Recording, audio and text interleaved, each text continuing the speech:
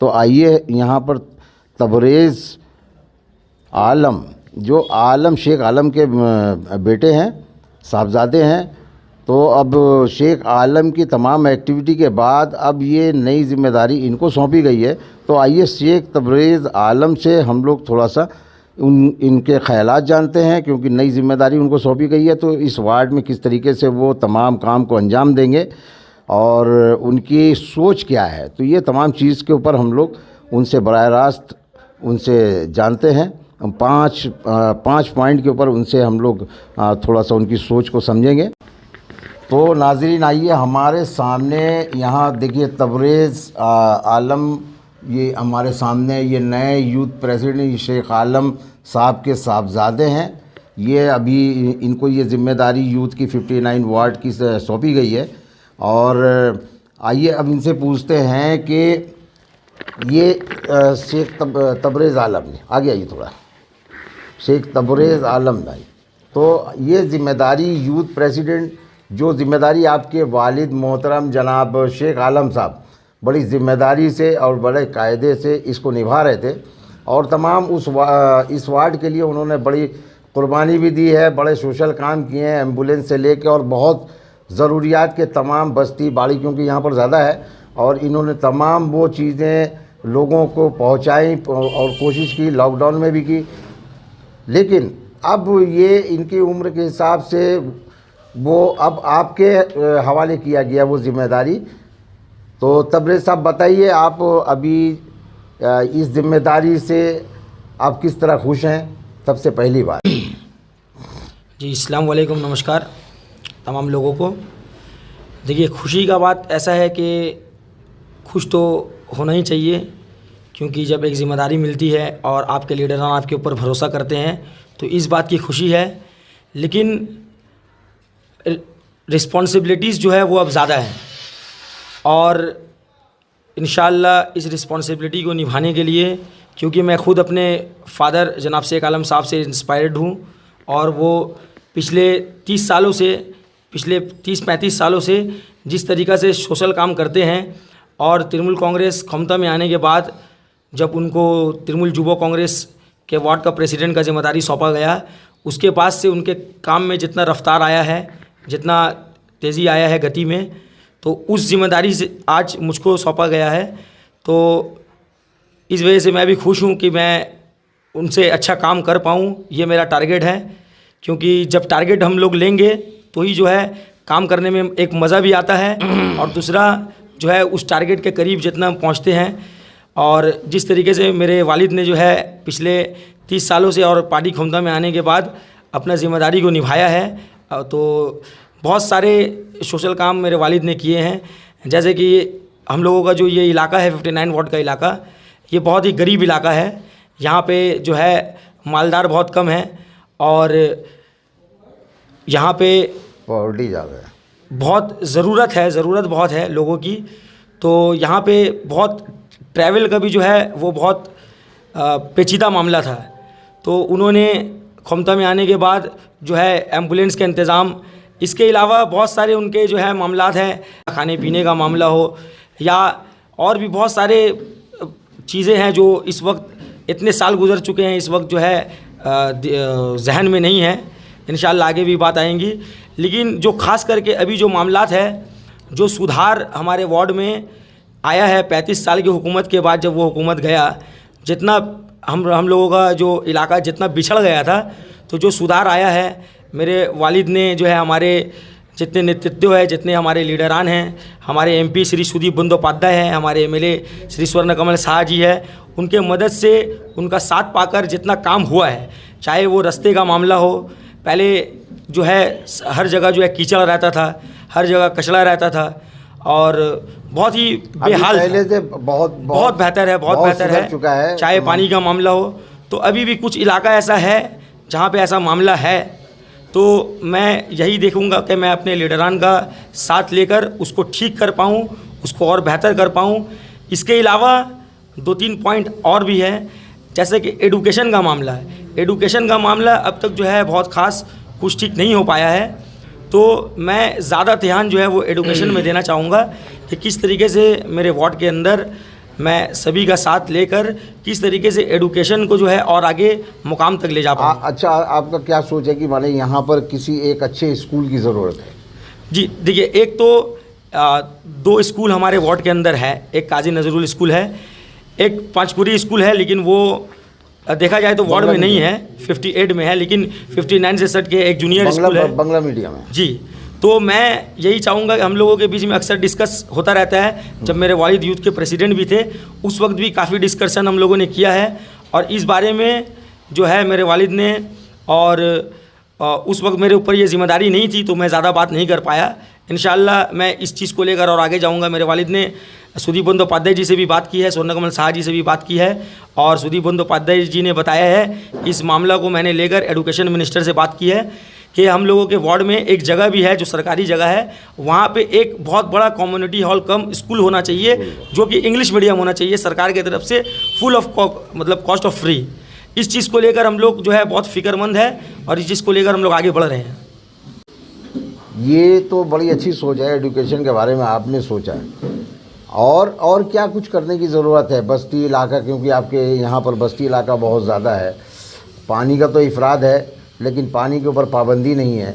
और दूसरी बात है कि आपके बस्ती के अंदर गली कूचे में थोड़ा सा ये क्या बोलते हैं कि गंदगी का थोड़ा सा ज़्यादा ही अब, तो उसके लिए आप क्या सोचते हैं? वो क्या साफ़ सुथरा रहना चाहिए बस्ती, वहाँ पे रहन सहन के हिसाब से वहाँ पर जो जिस तरह सफाई की ज़रूरत है जिस तरह का, तो उसके लिए आप क्या करें?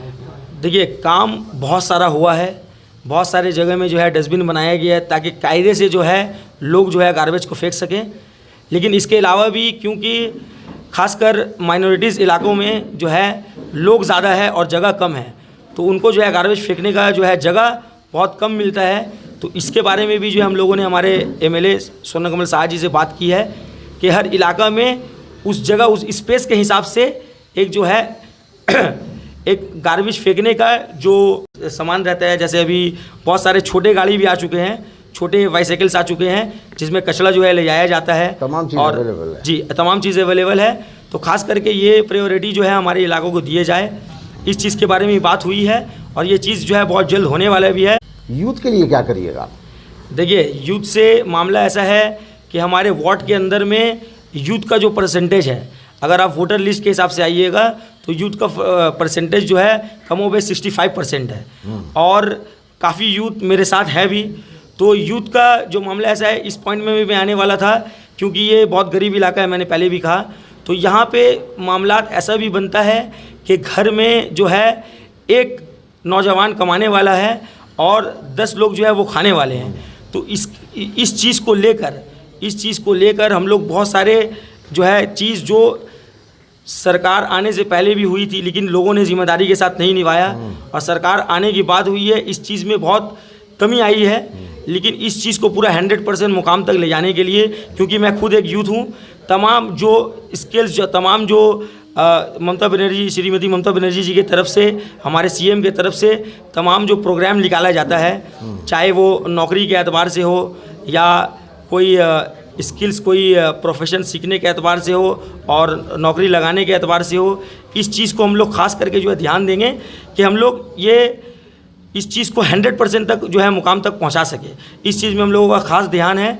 इसके अलावा यूथ को जो है हमारे 7 number rice and parliament party office में, यहाँ पे जो है 2 हफ्ते में एक दिन यूथ को लेकर एक मीटिंग होता है। एक जहन बनाने के लिए एक समझ लीजिए क्लास चलाया जाता है ताकि यूथ को कोई बहका ना सके, और कोई बहुत किस्म के अफराद रहते हैं जो उनको गंदगी की तरफ ले जाते हैं, जो गलत रास्ते की तरफ ले जाते हैं। तो खासकर यहाँ पे हमारे जो सीनियर्स हैं, मेरे वालिद हैं, उनके जो तमाम साथी है, एक समझ लीजिए क्लास टाइप का होता है ताकि यूथ अपने राह से भटके ना।